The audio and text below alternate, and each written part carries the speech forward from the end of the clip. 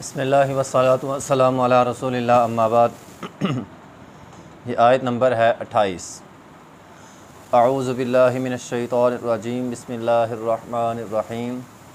ला यत्तखिज़िल मुअमिनूनल काफ़िरीन, ना तुम ना बनाए मोमन काफ़िरीना काफ़रों को औलिया दोस्त मिन दूनिल मुअमिनीन मोमनों के अलावा।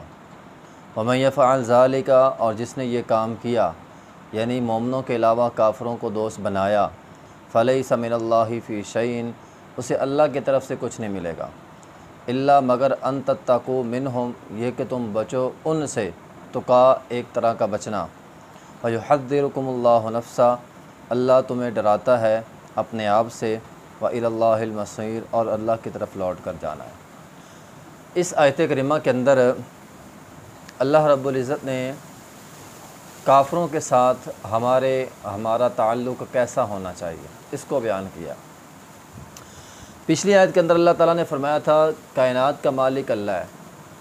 जब ज़मीन व आसमान का कायनात का मालिक अल्लाह है तो फिर अल्लाह से ही हमें डरना चाहिए। व युहद्दिरुकुमुल्लाहु नफ़्सा, अल्लाह के अहकामात पे अमल करना है, अल्लाह से डरना है। मोहब्बत अल्लाह के लिए, दुश्मनी अल्लाह के लिए, नफ़रत अल्लाह के लिए, प्यार अल्लाह के लिए, तो ताल्लुकात अल्लाह के लिए ताल्लुकात बनाने हैं और अल्लाह की रज़ा के लिए ही ताल्लुकात तोड़ने हैं। तो यहाँ अल्लाह रब्बुल इज़्ज़त ने हुक्म दिया कि कोई मोमिन किसी काफ़िर को दोस्त ना बनाए। आम कायदा कुलिया तो यही है कि किसी भी काफ़िर को दोस्त नहीं बनाया जा सकता। ला तत्तखिज़ुल यहूदा वन नसारा औलिया बाज़ुहुम औलिया बाज़, कुरान के अंदर है यहूद और नसारा आपस में दोस्त हैं, ये तुम्हारे दोस्त बन ही नहीं सकते। जिस तरह होता है ना, अल कुफ्रु मिल्लतुम वाहिदा, सारा कुफ्र एक है, काफ़िर मुसलमानों के दोस्त हो ही नहीं सकते। ये तो आम असूल है, ये हमारे दोस्त नहीं हो सकते, इसलिए हमें इनको दोस्त नहीं बनाना। हत्ता कि ये बात इतनी सख्त है कि वमन यतवल्लहुम मिनकुम फ़इन्नहु मिनहुम के अल्फाज भी मौजूद हैं कि जो उनको दोस्त बनाएगा वो उन्हीं में से हो जाएगा।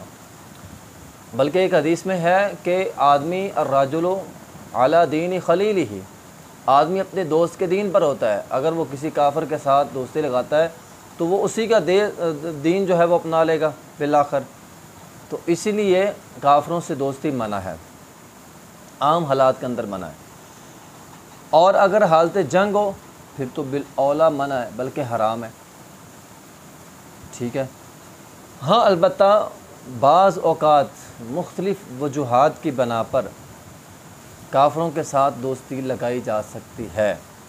यानी जिस तरह मैंने शुरू में कहा ना, अगर इस्लाम के मफाद में हो दोस्ती लगाना तो फिर इस्लाम के मफाद के लिए उनसे दोस्ती यारी लगाई जा सकती है। अच्छा, इसमें एक है दोस्ती लगाना, एक है दोस्ती नहीं लगा रहे, वैसे काफ़िरों के साथ हमदर्दी है, हमदर्दी दिखाना है, ये एक और चीज़ है। इसकी इस्लाम के अंदर इजाज़त मौजूद है। अगर आपके इर्द गिर्द काफ़िर रहते हैं, आप उनके साथ हमदर्दी करें, उनके साथ अच्छे मामलात करें ताकि वो इस्लाम के करीब आएँ।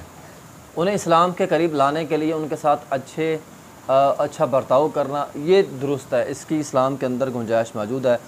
अल्लाह रब्बुल इज़्ज़त ने कुरान मजीद के अंदर फरमाया ला यनहाकुमुल्लाहु अनिल्लज़ीना लम युक़ातिलूकुम फ़िद्दीन वलम, जो लोग यानी कि जिन्होंने लम युक़ातिलूकुम फ़िद्दीन यानी जिन्होंने जो तुमसे लड़ाई नहीं करते, तुमसे लड़ते नहीं हैं मैदान क़िताल के अंदर, तो उनके साथ जो है वो तुम दोस्ती कर सकते। ला यनहाकुमुल्लाहु अनिल्लज़ीन, फिर अल्लाह ताला मना नहीं करता कि उनके साथ तुम जो है वो अपनी हमदर्दियाँ ना करो, उनके साथ हमदर्दी कर सकते हो। लेकिन जो तुम्हारे साथ मैदान क़िताल में है, लड़ते हैं, तो उस वक़्त उनके साथ हमदर्दी किसी भी किस्म की करना या दोस्ती यारी करना वो गलत है। तो इसमें नबी अलैहिस्सलाम के ज़माने में भी मिलता है।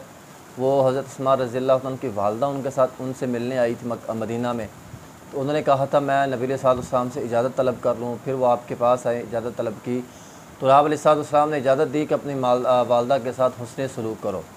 तो हमदर्दी वाला पहलू जो है वो मौजूद है। नबी अलैहिस्सलाम जो है वो काफ़िरों को साथ हमदर्दी किया करते थे, काफ़िरों को मस्जिद नबवी में बुला के बिठा भी लेते थे। जो उनके वफूद आते थे उनके साथ भी आपकी मुलाकात होती थी, ठीक है ना। तो इस तरह के ताल्लुकात जो है वो हमदर्दी तो कर सकते हैं आम हालात के अंदर भी, अलबत्ता दिली दोस्त जो है वो मना है। इस तरह लेन देन मामलात वो भी काफ़रों के साथ कर सकते हैं। आप यहूदियों के साथ लेन देन करते थे, मामलात करते थे, तो फिर बात वही है, हमदर्दी की हद तक ठीक है, लेन देन मामलात तय करना ये ठीक है, लेकिन दिली दोस्ती जो है वो मना है। उनको राजदारी वाली बातें बतलाना ये मना है। हाँ, यहाँ जो गुंजाइश है ना वो है इल्ला अन तत्तकू मिनहुम तुका। तुका कहते हैं तक़िया करने को, यानी ऐसी दोस्ती यारी लगाना जिससे बज़ाहिर दोस्ती यारी हो, लेकिन हकीकत में अपना फ़ायदा, इस्लाम का फ़ायदा, दीन का फ़ायदा मकसूद हो, तो फिर लगा सकते हैं। ये बाज़ औक़ात होता है, इसकी मुख्तलिफ़ कैफ़ियत हो सकती हैं। मिसाल के तौर पर आप किसी काफ़िर वतन में रहते हैं, मुल्क में रहते हैं, तो आपके इर्द गिर्द सारे काफ़िर हैं, तो वहाँ आपने अपनी जान के तहफ़्फ़ुज़ के लिए, माल के तहफ़्फ़ुज़ के लिए आप अगर उनसे दोस्ती यारी ना लगाएं तो आपकी जान महफूज नहीं है, माल महफूज नहीं है, इज़्ज़त महफूज नहीं है, तो फिर हम काफ़िरों के साथ जो है वो दोस्ती यारी कर सकते हैं। अलबत्ता यहाँ ये ख्याल रखना, ऐसा ना हो कि आपकी दोस्ती का फ़ायदा आपको हो लेकिन बाकी मुसलमानों को उसका नुकसान हो। आप बाकी मुसलमानों की मुखबरी करें या उनके बारे में बातें बतलाएं, तो ये हराम है, ये मना है।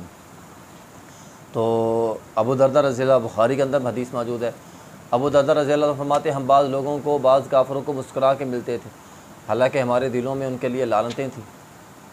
तो वो मुस्कुरा के मिलना हमारी एक मजबूरी थी, और मजबूरी ये है कि इस्लाम के मफाद था, इस्लाम के फ़ायदे के लिए हम ये काम जो है वो करते थे। तो बहरहाल काफ़िरों के साथ दिली दोस्ती कुल्ली तौर पर हराम है, और मामलात की हद तक, हमदर्दी की हद तक उनके साथ मामलात किए जा सकते हैं। आम हालात में दोस्ती यारी मना है, लेकिन हमदर्दी के तहत हम उनके साथ लेन देन कर सकते हैं। हालत जंग में बिल औला मना है, हराम है। किसी भी तरह का ताल्लुक़ काफ़िरों के साथ जो है वो दुरुस्त नहीं है। व आखिर दावाना अल्हम्दुलिल्लाहि रब्बिल आलमीन।